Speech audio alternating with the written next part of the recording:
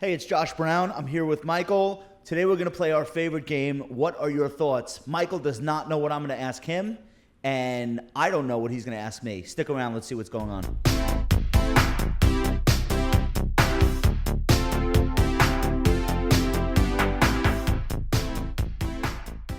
All right, I'm going to go first. You and I saw Jamie Dimon, the chairman and CEO of JP Morgan, speak live to an audience of wealth managers. I want to say 2 days ago. Is that 2 days ago? Okay. I've already seen him speak a bunch of times. I'm totally impressed with just his ability to speak without notes and talk on so many topics, but I wanted to hear what your thoughts were. Yeah, I agree. He was very non-bullshitty. Right. It didn't seem like he was like making up or making things up or stepping out of his lane. Wait, is that what you expected the CEO of a big U.S. bank to be bullshitty? No. Like politically bullshitty or? No, just making things up and where you could tell he's just like. Right. But no, I thought he was great. Right. So a lot of the things he said, I feel like were like the expected things to say, like there will be a deal on trade and the global economy's fine. Like I don't think that you would ever get somebody in his position being like, no, we're in big trouble, or yeah, they're never going to agree on trade, or like it's not going to happen. But I thought the way he backed up those statements at least had some basis in reality. Well, I like that he gave the positives and the potential negatives, and I also liked the fact that he said on multiple occasions something to the effect of other people here would know better than I would. Yeah, right. So that's an interesting thing that you probably wouldn't hear a lot from him. And actually, one of the things, full disclosure, I'm a shareholder in JP Morgan, and we do some banking there. Full disclosure, I'm short. You're kidding. Short the stock, great. One of the things that's in the media this week, I think the FT profiled, there's a head of investment bank and a head of the commercial bank, and he's kind of deferring more to them. Looks like he's like maybe pulling back a little bit from, I mean, it's a gigantic company to run, and maybe delegating is probably a big secret to why he's been so successful at Bank One and now at JP Morgan Chase. I wrote 2 weeks ago about what I thought it means to be a financial expert, and I was just curious what your take is on that. What does it mean to be a financial expert? Well, I read what you wrote, and I agree with it for the most part, where it's just like knowing what you don't know or being honest with the world about the limitations of your knowledge. So I agree with that completely. One thing that I would add to it, though, just the concept of being an expert, even if you don't speak in jargon and all of these highfalutin terms. Like finance? Like finance. No, but you should know what they are. Like, in other words, I don't think there's any value to just being like, I'm a financial expert, but I'm so humble that I don't pay attention to anything and I don't know anything. Like that was almost, that mentality or that way of presenting yourself is, saying like, well, I don't know about that and it doesn't matter. I keep it simple. Like that is equally unimpressive to me as somebody who's like, I know more than everyone. I have a problem with both sides of that spectrum. I think you should be down the middle. I think you should know what the terms are, and you should understand the debates around some of the different investing philosophies and financial ideas, and then maybe say, this is what I believe and here's why, and have that humility that I reserve the right to change my mind. But just saying, no, I keep it simple, I don't know anything, none of that matters, it's all nonsense, I don't think that that's impressive at all. So I wanted to ask you about the 10 years later coverage of the crisis. So I know you were only 9 years old when the financial crisis happened in 2007, 2008. But what's your impression of the way that people are talking about it now and some of the things that people are saying about, like people are still saying they should have saved Lehman, et cetera. What do you come away with when you read this stuff? Just a lot of pain everywhere. And right. Like, I don't know that I buy the fact that stocks are going up because people are still scared of another crisis. What is that? What do you mean stocks are going up because people are still scared? Like that they're climbing that wall of worry. I'm not sure that that's like a compelling case for why stocks are going higher. Do you think people think about 2008 on a daily basis in 2018 as they make buy and sell decisions? Maybe subconsciously. I don't think so at all. I think we forget stuff so quickly. Well, it's hard to make general statements like this because, of course, there are people that Yes. have 2008 very front and center in their mind. And there was a quote in Barron's over the weekend about this lady who said that like she doesn't even hold stocks over the summer. That would be like long term for her. She's got crypto, she's got metals because she's afraid of another washout. So I But think that's like an idiot though. Like, well, but there's a lot of Barron's people like can that. find people like that. But she's not the only one. Yeah, I guess we come across people. We come across professionals that have that mentality. Well, here's the other thing. The big takeaway for me is that it did not have to turn out this way. Nobody knew what effects QE was going to have, and it's very easy. Oh, I agree. It's very easy in hindsight to say that, like, you know, nobody says it was easy, but like it could have taken a very different turn. Ben just put out that stat that if you bought the day before Lehman filed for bankruptcy in September '08, you're up 185% now, or maybe that was Zweig, but you lost a lot for the first 3 years after. Ben did it first, and then Jason did. Sorry, Jason. Or Santoli. But just like that concept, like we're looking 10 years in hindsight, yeah, all you had to do was buy. It's not that easy. And QE, so far it's worked. And there haven't been like these massive negative implications, but it didn't have to work that way. It would be funny if we do see inflation only after the fact, like once the unwind happens. Oh, rates going up, but too slowly, and inflation just becoming something that couldn't be stopped. Well, my point is people thought that QE was going to be inflationary, and it would be just sort of ironic if it's the reverse, the unwind. As Cullen explains, if you don't understand the banking system, I definitely and don't. reserve lending, then you missed it and you predicted hyperinflation. I still don't know what QE All right, is. What do you got? What are your thoughts on the second season of Ozark? I thought it was better than the first season. I tweeted that, and people like flipped out.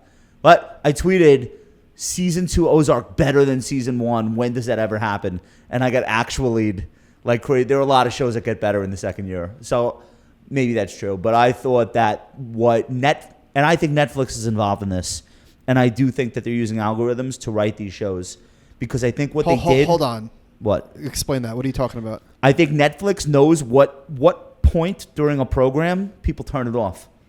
And they say, well, what was going on the show that we had a 10% jump in people turning it off or fast forwarding? Okay. And then when the writer's room is in session, they don't include things like that.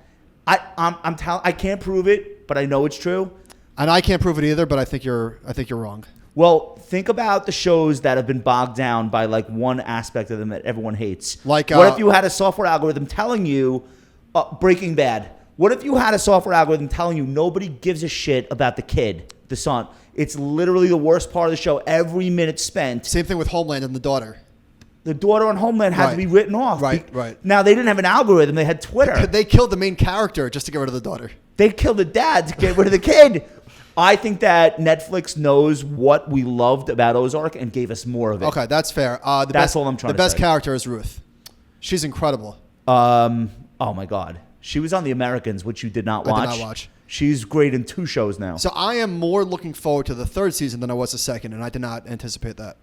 Yeah, I thought it was great. I want to ask you about the new book that we're both reading because I think you finished it and I started it today. For those that don't know, we've been talking about Lake Success. My pal Gary Sheyngart, the author, I got to meet him last summer. I think he's my favorite novelist currently writing. But this is the first time you've read any of his stuff. What'd you think? Tremendous. It was. And you don't read novel. Like, as a bit of background, you don't really read novels. No, that the often. last novel that I read was 2014. Are you serious? Yeah. 4 years since you've read it? Okay. So you read mostly finance and science and history? I read mostly finance and history. Finance. So this is a novel about somebody that works in financial services. Right, of course. So I think that's pretty funny. Yeah, it was amazing. I highly recommend it. I think one of the amazing things about Sheyngart and his writing ability is that you have this guy who is clearly just a horrible human being, just top to bottom. But there's a lot of layers, and he made you feel like empathy towards him, which I didn't. I found myself like, why am I feeling for this guy? So just a credit to the writer. All right, no spoilers. What else you got for me? Didn't I just go? Oh no, you asked me. Okay. So you wrote a post this week about your experience when you met Barry. Yeah. What did you think? Like when Barry said, "Come work with me," were you just like, "I'll give it a shot," or did you have like expectations of what the next 3 to 5 years would look like? No, I had no expectations. I was so fucked up, like that it was bleeding into my personal life. Like I was at a brokerage firm in the height of the crisis that was trying to finance itself, by borrowing more and more money.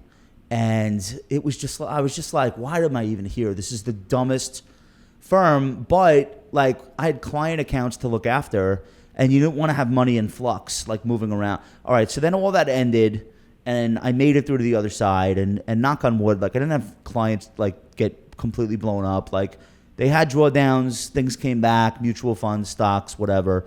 And then I was like, all right, I got to figure out what to do with my career. And I didn't have any expectations for how things were going to go, but I was 100% sure that I was done with transactional brokerage, and I was 100% sure that my next stop would be an investment advisory kind of role where I would get paid for advice and not for selling product. So meeting Barry was really fortuitous. I think that I would have found a role similar to what I ultimately had, but it would not have been nearly as big of an adventure as what we ended up having happen. So... knock on wood. So I know you had like all sorts of physical ailments too. Yeah, like, I have Crohn's disease, which flares up when I'm under pressure. So this reminded me of when I was at the insurance shop, and I was there for 18 months and didn't sell a single policy to anybody besides my wife and my dad. And I remember like I couldn't sleep, and I had a twitch in my eyelid. From what? Like from months, stress. Just from stress, and I didn't really know what. I mean, whatever. Not good. Not great. You know, I see that in people that I know when they're not happy with what they're doing, like professionally, and then I see, I mean, weight gain, weight loss. I lost my hair, for God's sake. A lot of gray hair. Yeah, you went bald from the crisis. Yeah. No, I met you. You had some hair left after. But yeah, no, I think that's a real thing. So I was in the hospital in 2010.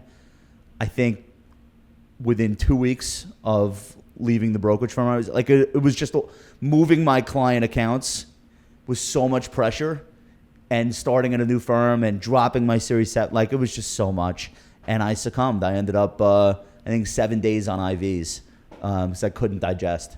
So, but hasn't happened since. So maybe that's the good news. I want to ask you about the New York Jets. First of all, I want to ask you, why does it seem like a lot of people on Wall Street are Jets fans? Am I just making that up? Or like Muhammad El-Arian? I don't know what you're talking about. Like, I just feel like there are more Jets fans on finance Twitter. Is that totally made up? But then I also want to ask you, did they find the guy? Like, has everything changed now? Assuming Sam stays healthy, is he the guy? Well, it appears that way. I mean, think about the Jets quarterbacks. Is he 21 years old? He's a child. He's a kid. Right. Like Favre and Vic and Sanchez and Quincy Carter. Testaverde at the end of his career. Chad Pennington. And those are like the good Jets. Right. And then right. just so many. Geno Smith. So much bad shit going on there. So I'm sort of happy for my Jet friends. Do you need to see them get into the playoffs? No. He's to say this is the guy, or no, he's the real deal. Is it ridiculous to be talking about playoffs and Jets this year, or no? No. It's the AFC. I love how everybody's like, we're not going to overreact to week one. We're not going to overreact to week one. Holy shit, the Jets are going to the Super Bowl. But like, they're not going to win the East, the AFC. Like, they're not going to beat New England twice, probably not even once. But like, is it inconceivable that they could win a wild card game? No, the AFC is weak. Who knows? Yeah, maybe it's too soon. Here's my last thing. This is like a pet peeve of mine. Anytime I get an email where the subject line, or I see a blog post and it's in the subject line, or it's the name of a blog, I automatically shut it down. I won't even look at it. When I see the word musings, market musings, here are my musings about the bond market. Either put together a cogent thought or some data or something, or shut up. Nobody wants your musings. Nobody wants your riffs. Like your jazz riffs. It's very chin scratchy. Like, yeah. Here's what I've mused this morning. Anyway, that just drives me up a wall. Do you have anything like that where it's just like the minute you see it, your brain shuts off. You refuse to listen to the rest. I guess just what people put in their bio, like featured speaker, sought after author, thought leader, innovator. Oh, like their build up in the bio. Yeah. Thought leader. Or referring to yourself in the third person. All that shit is gross. Josh is going to sign off from this video now. Thank you guys for joining us. If you have thoughts on any of these topics, let us know in the comment section below. We love your feedback. We love your comments. Make sure to subscribe to the channel. We'll talk to you soon.